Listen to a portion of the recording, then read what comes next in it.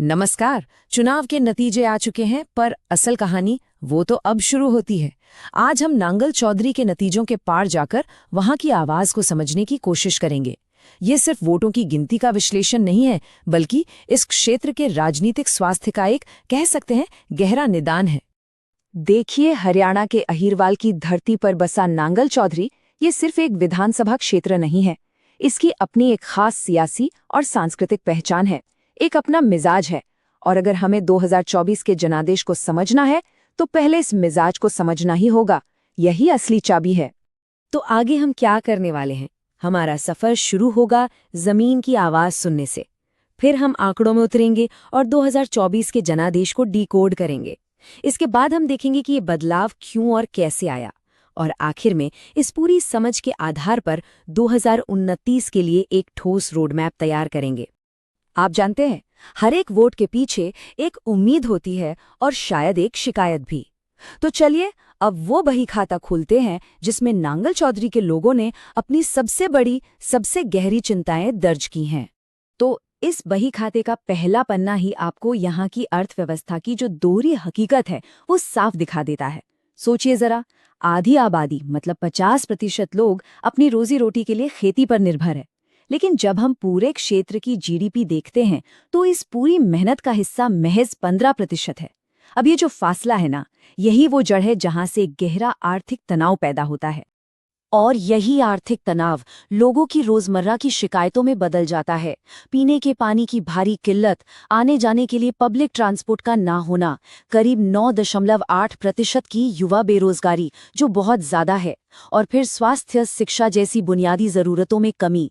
ये सिर्फ मुद्दे नहीं हैं, ये वो चिंगारियां हैं जो किसी भी चुनाव का रुख बदल सकती हैं। और 2024 में ठीक यही हुआ। लोगों का ये बही खाता, उनकी ये शिकायतें वोटिंग मशीन के जरिए एक फैसले में बदल गईं। तो चलिए अब आंकड़ों की दुनिया में चलते हैं और देखते हैं कि ये जनादेश असल में दिखता कैसा है। सबसे पहले आइए इस चुनावी मैदान के आकार को समझते हैं।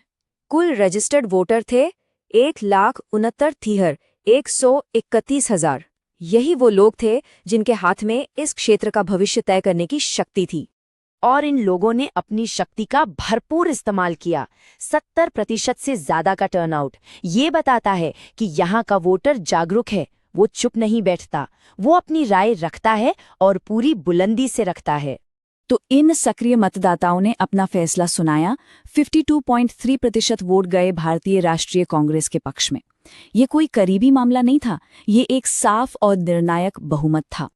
दूसरे नंबर पर भारतीय जनता पार्टी रही, जिन्हें 46.5% वोट मिले। ये एक मजबूत वोट बेस है, इसमें कोई शक नहीं, लेकिन जीत के लिए ये काफी नहीं था। और जीत और हार के बीच का अंतर 5.85%। मुकाबला कांटे का था, लेकिन नतीजा बिल्कुल साफ था।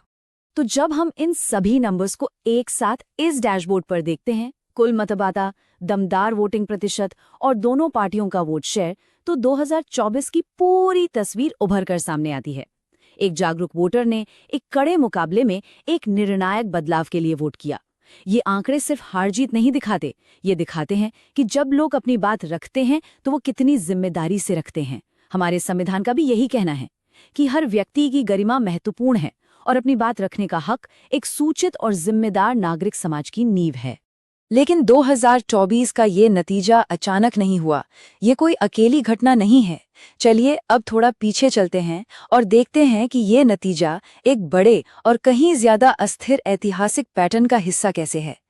जरा यहाँ के इतिहास पर नजर डालिए। 2009 में आईएनएलडी जीतती है, 2014 और 2019 में बीजेपी और फिर 2024 में कांग्रेस। ये सीट अपने नेताओं से हर 5 साल में हिसाब मांगती है। यहाँ की वफादारी किसी एक पार्टी के साथ नहीं है, बल्कि मुद्दों और काम के साथ है। ये एक क्लासिक स्विंग सीट है। और ये जो अस्थिरता है वो इन आंकड़ों में और भी साफ दिखती है। कांग्रेस को देखिए, 2019 में सिर्फ 4% वोट और 2024 में सीधा 52% पर एक जबरदस्त छलांग। वहीं बीजेपी 2019 में 53% के शिखर से फिसलकर 46% पर आ गई। ये मामूली उतार चढ़ाव नहीं है, ये असाधारण है। ये चार्ट उस राजनीतिक भूकंप को और भी साफ दिखा रहा है। कांग्रेस के लिए लगभग 48 पॉइंट्स का स्विंग। ये कोई छोटी मोटी लहर नहीं थी, ये जमीन पर राजनीतिक समीकरणों का पूरी तरह से बदलना था, एक ग्रेट रीअलाइनमेंट। तो सबसे बड़ी बात जो निकल कर आती है वो ये है कि मतदाताओं ने मजबूत अस्थिरता दिखाई है। यहाँ किसी एक पार्टी का दबदबा नहीं है। मतलब साफ है, नंगल चौधरी के लोग काम पर वोट देते हैं, किसी के नाम पर नहीं। ठीक है, तो हमने समस्या को समझ लिया, हमने इतिहास को भी देख लिया। अब सबसे बड़ा सवाल, आगे क्या? अब हम इस पूरे निदान को एक एक्शन प्लान में बदलेंगे। अब बात होगी कार्रवाई की। देखिए, हमारा तरीका बहुत सीधा और सरल है। जमीन की हकीकत को आंकड़ों से जोड़ना, मतलब लोगों के भूगोल को उनके पानी, उनकी खेती, उनकी सड़कों के मुद्दों को वोटिंग के डेटा से जोड़ना। जब आप लोगों के नक्शे को लोगों के डेटा से मिलाते हैं, तभी असरदार समाधान निकलते हैं। अब किसी भी लीडर के लिए दो तरह की ताकतों को समझना जरूरी होता है। एक है अंदरूनी कारक, जैसे खेती, नौकरी, पानी और स्थानीय समीकरण, और दूसरे हैं बाहरी कारक, जैसे राज्य सरकार की नीतियां या देश के आर्थिक हालात। इन दोनों के बीच सही संतुलन बनाना ही असली नेतृत्व की पहचान है।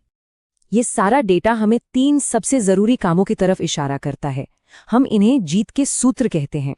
पहला, अहिरवाल ओबीसी बेस, जो यहाँ का प्रमुख समुदाय है, उसके साथ विश्वास को और मजबूत करना। दूसरा, किसानों और पानी से जुड़ी जो बुनियादी शिकायतें हैं, उन पर फौरन काम करना। और तीसरा, ये पक्का करना कि नेता सिर्फ चुनाव के वक्त नहीं, बल्कि हर वक्त लोगों के बीच मौजूद रहें। तो ये जो जीत के सूत्र हैं, ये सिर्फ चुनावी रणनीति नहीं है, ये शासन का एक वादा है। भारत का digital personal data protection framework भी इसी सिद्धांत पर बना है, लोगों की सहमति और उनकी निजता का सम्मान। एक अच्छा नेता जानता है कि भरोसा जीतने के लिए पारदर्शिता और लोगों की सहमति सबसे जरूरी है। और इस रणनीति को जमीन पर उतारने के लिए एक स्पष्ट, समय पर आधारित एक्शन प्लान भी है। पहले 30 दिन सर्वे करो, टीम को ट्रेन करो और सबसे जरूरी, लोगों को सुनो। अगले 30 दिन मुद्दों पर आधारित कैंपेन चलाओ और हर गांव में सभाएं करो। और आखिरी 30 दिनों में बूथ लेवल पर हर एक वोटर तक अपनी पहुंच बनाओ। अंत में ये समझना बहुत जरूरी है कि ये पूरा विश्लेषण सिर्फ चुनाव जीतने की रणनीति नहीं है, ये असल में सच्ची जनसेवा के लिए एक ढांचा है। ये राजनीति से परे एक बड़े उद्देश्य का रास्ता है। 2024 का जनादेश बदलाव के लिए एक बहुत साफ और जोरदार आवाज थी। अब सबसे बड़ा सवाल यही है कि क्या आने वाले 5 साल उस वादे को निभाने वाले साल के तौर पर याद रखे जाएंगे? इसका जवाब भविष्य की राजनीति और नांगल चौधरी की यही जागरूक जनता दोनों मिलकर लिखेंगे। अगर आप एक जन केंद्रित नेता बनना चाहते हैं और अपने निर्वाचन क्षेत्र का उत्थान करना चाहते हैं, तो blueprintstrategies.ai से mgra@blueprintstrategies.ai पर संपर्क करें या 080-4204-1602 पर कॉल करें। राजनीति से परे उद्देश्य।